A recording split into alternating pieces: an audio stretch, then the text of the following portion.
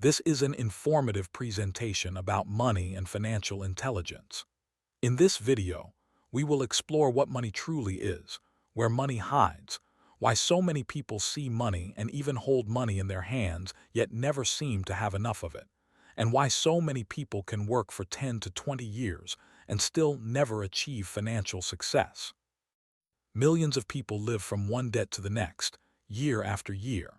They work extremely hard, yet they remain trapped inside what is widely known as the rat race. We are going to carefully examine all of these realities and also show you a possible way forward. Before we continue, I want to ask you to give this your full attention. Find a calm environment where you will not be easily distracted. You may feel the urge to skip ahead or move quickly through certain parts, but if you genuinely want to understand what is being shared here, I strongly encourage you not to skip anything. We can comfortably sit through an entire football match or scroll through videos for hours without thinking twice. But when it comes to information that has the power to transform our lives, we sometimes struggle to find the patience to listen. I believe, however, that if you stay with this from beginning to end, your mindset about money and success will never be quite the same again. Let us begin with a question that matters more than most people realize. What is money? The truth is, most people today do not truly understand what money is. Most people believe money is simply something you use to buy things. While that idea is partly correct, it is far from the complete picture. And unfortunately, most people confuse currency with money. What the majority of us recognize and use every day is currency, not money in its deeper sense. Let me explain with a simple example. If you are currently living in Nigeria, the currency you use is the naira. Now imagine you travel to America, where the currency is the dollar. Would you be able to walk into a shop in America and use your Nigerian naira to make a purchase? The answer is no, because the two currencies are different and one is not accepted where the other operates. Here is another example. If the Nigerian government decided today to change the design or the color of a particular naira note, and you still had the old version in your possession, would people continue to accept it once the government declared the old design invalid? Again, the answer is no. From both of these illustrations, you can see clearly that what most of us think of as money is actually currency. So what then is money? Money is anything of genuine value that you possess which can help you obtain what you want or need. Anything that can serve as a medium of exchange and carries recognized value is considered money. Money is universal, but currency is regional.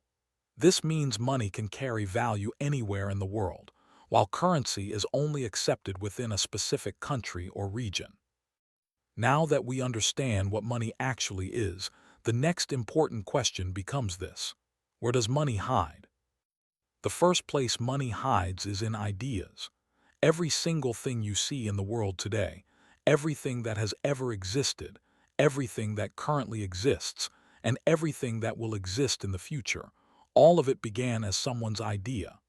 Ideas are among the most powerful generators of wealth ever known. The second place money hides is in your talents and your gifts. Your gold is connected to your gift. Your treasure is tied to your talent, and your profit is linked to your potential. Most people walk past their own greatest source of income every single day without recognizing it. Money also hides inside problems.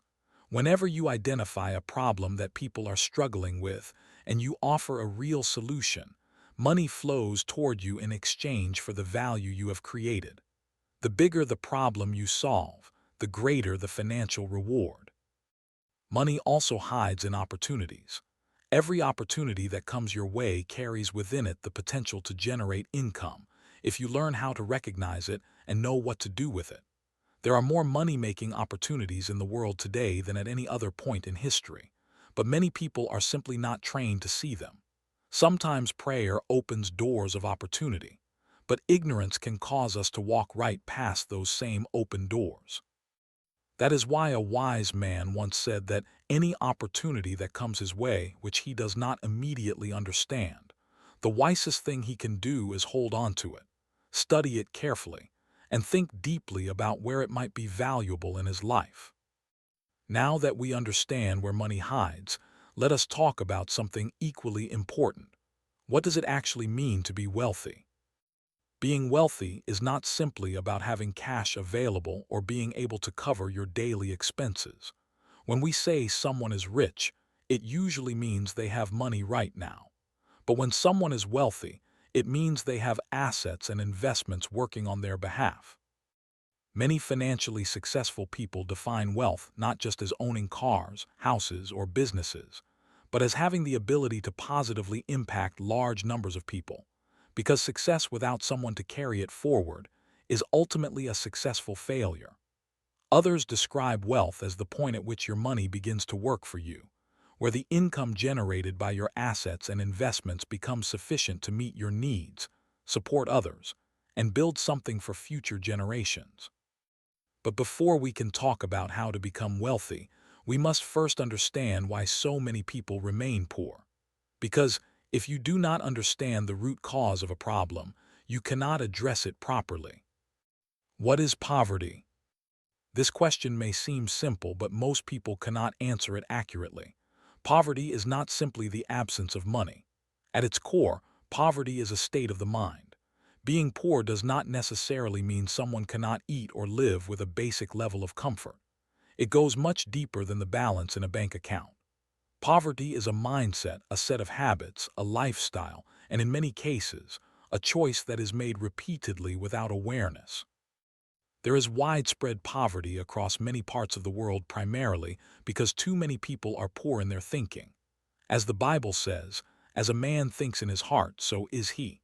You cannot think like someone who has nothing and expect to live like someone who has everything. Your outer world is a reflection of your inner world. Wealth is not only about what you do, it is first about who you become.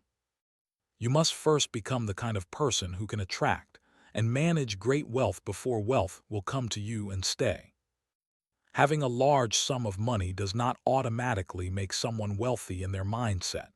If a person who does not understand money suddenly receives millions, they are very likely to lose it again. Because with money, people tend to do one of three things. They waste it. They spend it or they invest it. Foolish people waste money. Average people spend money. Wise people invest money. This means you must first become wealthy in your thinking before you can become wealthy in your reality. Now let us look closely at the specific habits and behaviors that keep people financially stuck. Every human being on Earth has the same 24 hours in a day.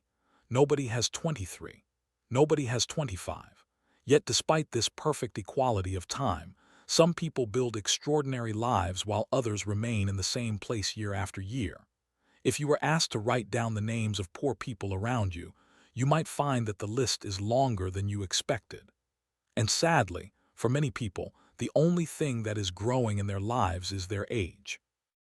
They have unknowingly become representatives of the very poverty they wish to escape. You may see people who give faithfully to their place of worship, who pray consistently, who work without rest, and yet their financial life remains tight and difficult. The difference between the wealthy and the poor is not time. It is mindset. Wealthy people and poor people often engage in similar activities, but they approach those activities in completely different ways. One of the most significant causes of poverty is the habit of exchanging time directly for money. Poor people work for money. Wealthy people make money work for them. Many of the most successful people in history have said that the greatest single cause of poverty is ignorance. There are those who simply do not know. There are those who do not know that they do not know. There are those who do not want to know. And there are those who are not willing to know even when the information is placed right in front of them. But here is the truth. If you know more, you can become more. If you become more, you can do more. And if you do more, you can achieve more. Avoiding information is one of the most reliable signs that a person's life will remain where it currently is. It is often said that information leads to transformation. And when someone cuts themselves off from information, their results tend to become deformed over time. Many people are not poor because of generational curses. They are poor because of generational patterns. If your great-grandfather was an employee, and your grandfather was an employee, and your father was also an employee, and now you are preparing to follow the exact same path without questioning it, the destination you arrive at should not come as a surprise. If you follow the tracks of failure, you will arrive at failure. But if you study the footsteps of successful people and follow them with understanding, you are far more likely to arrive where they arrived, because success always leaves clues. Now let us go even deeper into the specific habits and systems that trap people in financial struggle. The first major factor is depending entirely on a salary or remaining an employee without building any other source of income. As an employee, regardless of whether you are educated or not, you are operating within someone else's system. An educated employee may spend 18 to 25 years or more in school preparing for life, only to graduate and spend the next phase of life searching for a job. There is nothing wrong with education or with being a graduate. But the challenge with the current educational system in many countries is that it is designed, whether intentionally or not, to produce job seekers rather than job creators. Many people went to school not because they truly desired education, but because society pressured them to. And the results are visible everywhere. There are graduates today who struggle to confidently explain what they studied. Some cannot write a clear letter without significant errors. Some hold master's degrees, yet have mastered only one thing, which is how to remain financially stuck. Some people have begun to joke that the word job stands for journey of borrowers, just over broke, or just often broke. As an employee, you have a job. A job is something you are hired to do, and because you were hired, you can also be fired. You are not the owner of the system you are working inside. It is genuinely difficult to build real financial freedom entirely within someone else's structure. Many employees find it nearly impossible to survive month to month without borrowing, because their income arrives only once a month and all of their expenses are planned around the arrival of that next paycheck. As an employee, your employer typically controls three of the most important things in your life: your time, your choices, and your freedom. There is nothing inherently wrong with working under someone. But remaining there indefinitely, without any personal financial growth plan or additional income, can quietly become one of the greatest limitations a person ever accepts. Even Scripture reflects this reality.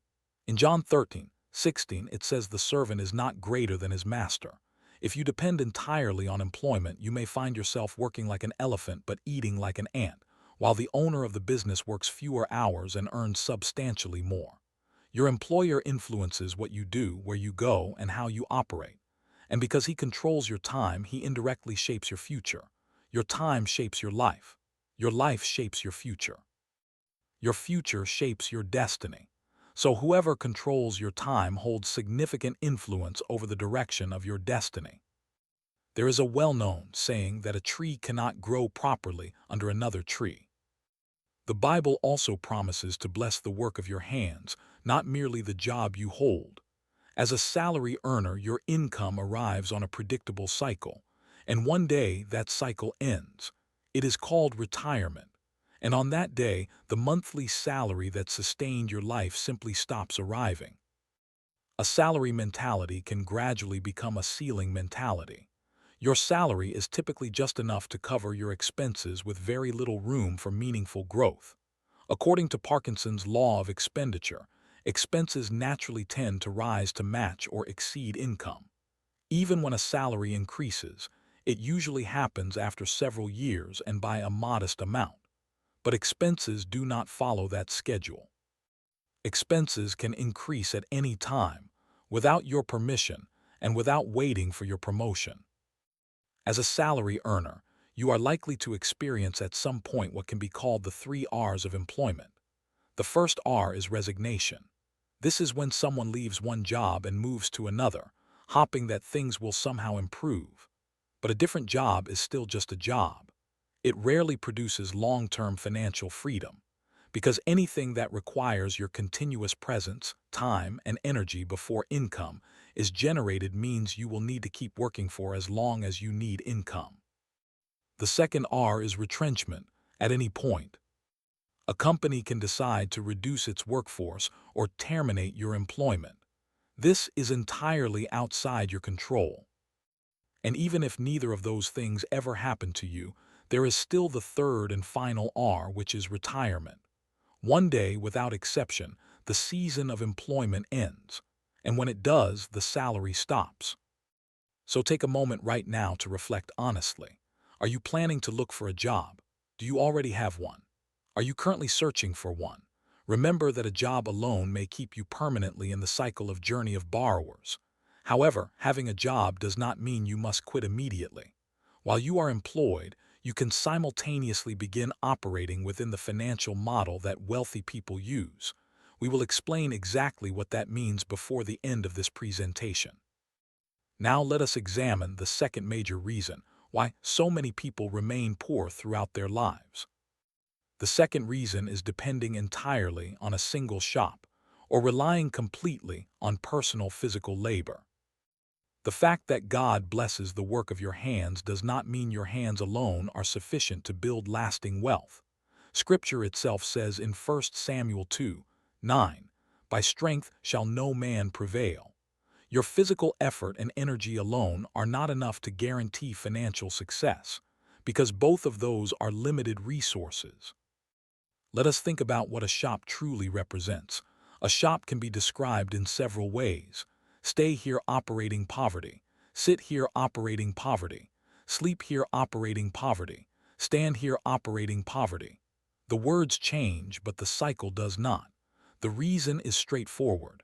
There is not a single billionaire in the world today who built their wealth by operating just one shop. A shop is like a basket with holes in it. Just as water cannot stay in a basket, money cannot accumulate inside a single shop. As a shop owner, income typically enters through one channel, but it exits through many. Your feeding expenses, your clothing, your shop rent, your house rent, your electricity bill, your healthcare costs, your transportation, and countless other responsibilities all draw from that single source. This is why so many people open a shop, and after 6 to 8 months, when you return to buy something, they tell you the goods are finished. Not because those products are no longer available in the market, but because the profit has already been spent, and in many cases the capital has been eaten into as well. Many shops that appear to survive longer are actually sustained by loans. Some shop owners borrow money to restock. Others collect goods on credit and pay suppliers after selling. When you see them counting money, it may look like things are going well. But when you examine the full picture closely, the small amount remaining after repayments is often all they truly have left. As a shop owner, you may feel that you have escaped having a boss, but the truth is, if you left employment to open a shop, you have not freed yourself from being managed. You have simply changed who manages you. Your shop now tells you when to open and when to close. It determines where you can go and where you cannot. You have exchanged one kind of limitation for another. As a shop owner or a self-employed person depending entirely on physical labor, one or more of 6 specific factors will eventually catch up with you. The first is age. You will not remain young forever. The strength and energy you have today will diminish over time. When your physical capacity begins to decline, if your entire income depends on your physical presence and effort, your income will begin to decline with it. Age can also bring a point where certain kinds of work that you once did without a second thought begin to feel beneath your dignity or beyond your physical ability. The second is competition. When your business begins to perform well, competitors will take notice. Some may deliberately undercut your prices to pull customers away from you. If you try to match their prices, you may find yourself selling products without making any real profit or even selling at a loss. The business appears to be moving. Goods are going out the door, but real money is not coming in. The third is technology. The world has become a global marketplace. The internet has fundamentally changed the way business works. Machines and automated systems have already replaced human labor in industry after industry. More technological shifts are coming. Today, people can purchase almost anything from the comfort of their homes without ever visiting a physical shop. The businesses that do not adapt to this reality will find themselves slowly becoming irrelevant. The fourth is seasonal dependence. Many people operate as what you might call a jack of all trades and master of none. They move from one product to another based on what is currently in season. Orange season comes and mangoes are set aside. Corn season arrives and oranges disappear. Christmas approaches and everything changes again. But despite all of this movement and activity, the person is still operating inside the same cycle. Seasons keep changing, but the financial situation does not improve. The fifth is natural disaster. Nobody prays for fire, flooding, or accidents, but these things happen. If fire were to destroy the only shop you operate, would you be able to sustain yourself and your family for the next 6 months? Would you be able to repay any outstanding loans? Would you have any remaining means of generating income? If the honest answer to those questions is no, then your financial structure has a serious vulnerability that needs to be addressed. The sixth is government policy. Governments make decisions about roads, infrastructure, urban development, and environmental beautification. When those decisions affect the location of your shop, you may be given very little warning or choice. You could be required to relocate at a time when you have no idea how you will afford the rent in a new location. None of these factors are remote possibilities. For anyone who depends entirely on a single shop or personal physical labor, at least one of them will eventually become a reality. This is why it is genuinely very difficult to achieve lasting financial success through those means alone. An employee and a self-employed person can both be extraordinarily hardworking and still remain financially trapped, because hard work by itself does not produce financial freedom. If you currently have a shop or operate through personal labor, this does not mean you need to walk away from it immediately. But while you continue, you can also begin to operate within the financial structure that wealthy people use. And I am going to explain that structure to you now. The difference between wealthy people and poor people is not that wealthy people have more time. It is not that they were handed more opportunities. And it is certainly not simply that they were lucky. The major difference lies in the kind of vehicle they use to move toward wealth. When I say vehicle, I mean the kind of system or structure through which they build and multiply income. To become financially successful and financially free, every successful person in the world has 3 things working for them. The first is hard work. This may sound basic, but it is genuinely essential and cannot be skipped. Many people dream of a life where everything happens quickly and effortlessly, as if success can be downloaded overnight. But real wealth does not work that way. Anything you simply throw upward will fall back down, but anything that grows upward stays up. Building wealth takes time and consistent effort. There are no true shortcuts. Any path that promises a shortcut may end up cutting your journey short entirely. Hard work is a non-negotiable foundation. The second is network. Network means having a significant number of people either working for you or working alongside you as part of a shared system.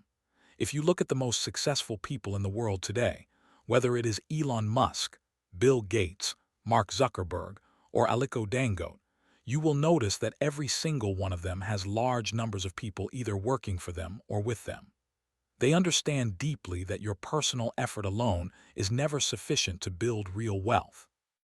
According to available figures, Aliko Dangote employs close to or more than 30,000 workers.